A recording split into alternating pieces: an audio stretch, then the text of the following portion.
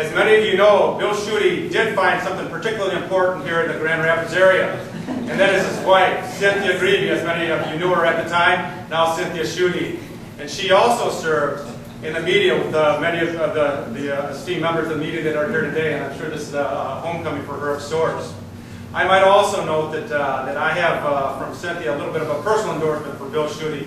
We were talking just a moment ago, many years ago, and I hate to say that, but it is true, on the shores of Lake Michigan at church camp, I met Cynthia Grebe as a teenager, and years later when I heard that she married Bill Schuette, I knew that that was a good enough endorsement for me, because if Cynthia Grebe says he's a good guy, he's a good guy. But the bottom line is, Bill Schuette is a person who will take the right stand on the tough issues. He's a person who is a hard and tireless worker, and again, most importantly, Bill Schuette will do what it takes to make Michigan families safe. So on behalf of my fellow prosecutors, law enforcement officials that are here today, as well as many, many other persons who support Bill throughout this state, I would like to introduce to you the person that we are all confident will be the next Attorney General for the state of Michigan, your Attorney General, Bill Schuette.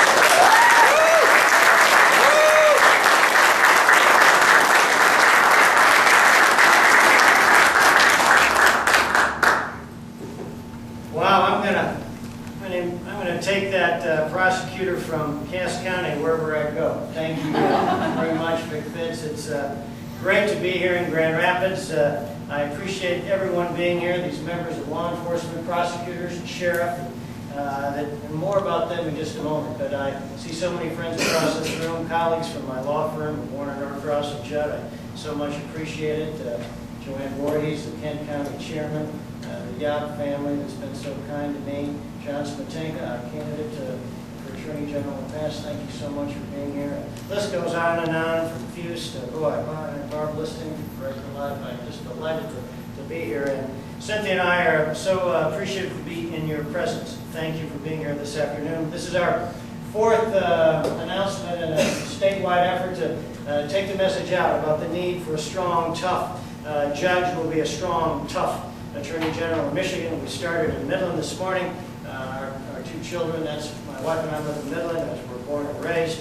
Our two children are there. They were thrilled to get this the first 2 hours of school, so they're very happy. The Schuette household. Then we went to Oakland County, then to Lansing here in Grand Rapids. Obviously, tomorrow is Traverse City and Marquette. So it's great to be in the company of so many friends here in Grand Rapids and West Michigan, where my wife worked so many years. So it feels like home. That's for sure. Well, the first responsibility of government is public safety. And this means you protect your assets, you protect your treasures. And in Michigan, we have lots of treasures. We have lots of assets. You know, our coastlines, which is, more miles than any state except Alaska. Our marvelous college and university system.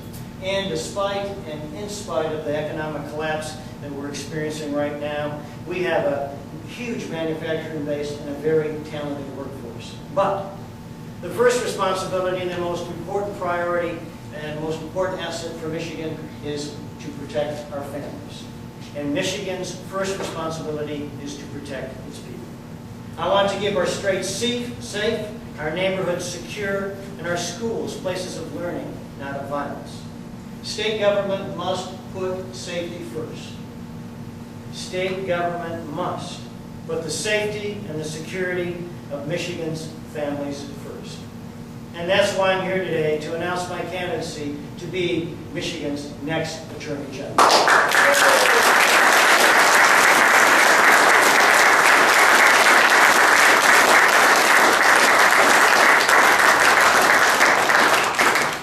Now these are challenging times for Michigan because of the passage of the Michigan business tax and a total failure of leadership at some of the highest levels of Lansing, about a 0 on the leadership scale. But because of the passage of the Michigan business tax and a failure of leadership at the highest levels, our state is careened into an economic ditch. Hardworking men and women in this state need more paychecks and they need good-paying jobs. We must realign Michigan, but our state's economic recovery and realignment will forever be at risk if Lansing continues to pursue policies that endanger the safety and security of Michigan's families. Let me put it this way. There can be no complete economic recovery in the state of Michigan if we're experiencing a crime wave across the Great Lakes state. This election is all about trust. It's about in whom will you place the safety and security of Michigan's families. This election is all about trust. In whose hands will you place the safety and security of our homes, our schools, and our neighborhoods? Now, as a judge, I made decisions on over 800 criminal cases. And I know the difference between the good guys and the bad guys. And you see all these prosecutors here, the sheriff from Ionia County. These are the good guys. Yes, they are. And as Michigan's next Attorney General, I'm going to stand with the good guys every day.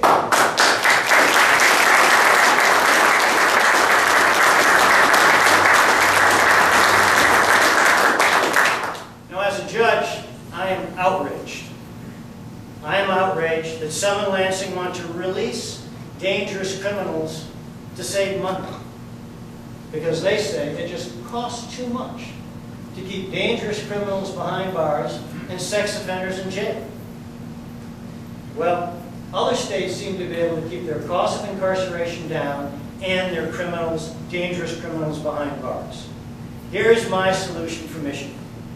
We need to run our prisons more efficiently and not let dangerous criminals run free.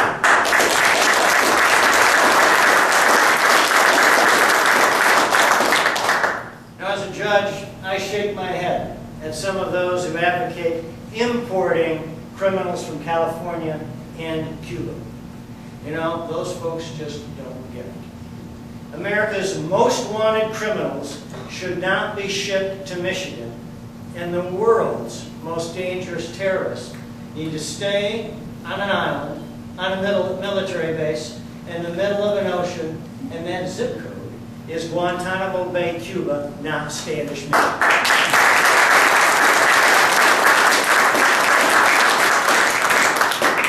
Well, earlier this month, America observed our 8th anniversary of 9/11, that attack on the shores of our country itself. And you'd think since that time, law enforcement ranks may have increased. Well, not here in Michigan. Since that brutal attack on our country, over 1,900 law enforcement officers Michigan has lost more than 1,900 law enforcement officers. And amidst this tragic decrease in law enforcement officers, we see an increase in prisoners on the streets because more and more prisons are being closed. Well, ladies and gentlemen, this has got to stop. And as Michigan's next Attorney General, I'll make sure that we're not releasing dangerous criminals.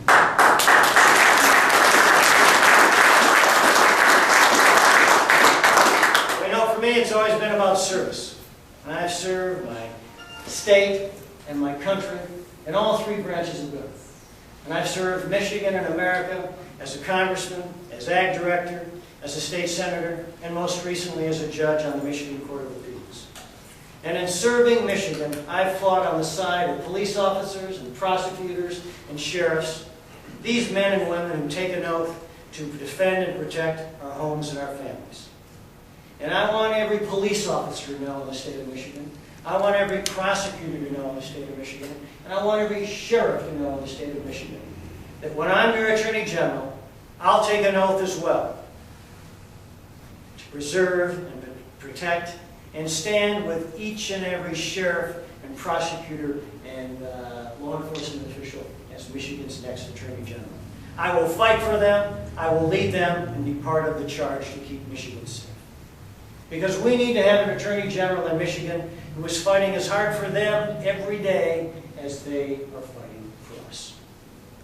Now, there are better days ahead for Michigan. It's true. There are better days ahead for Michigan.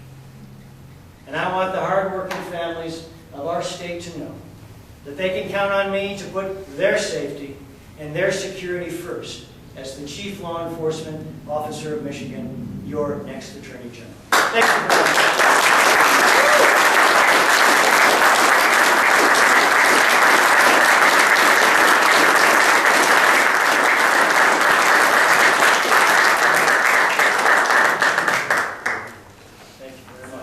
I'd be happy to take any questions from the media if you wish.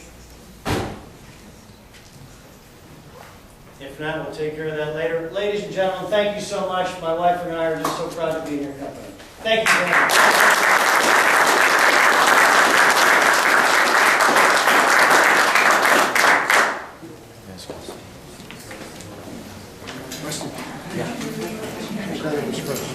What's up?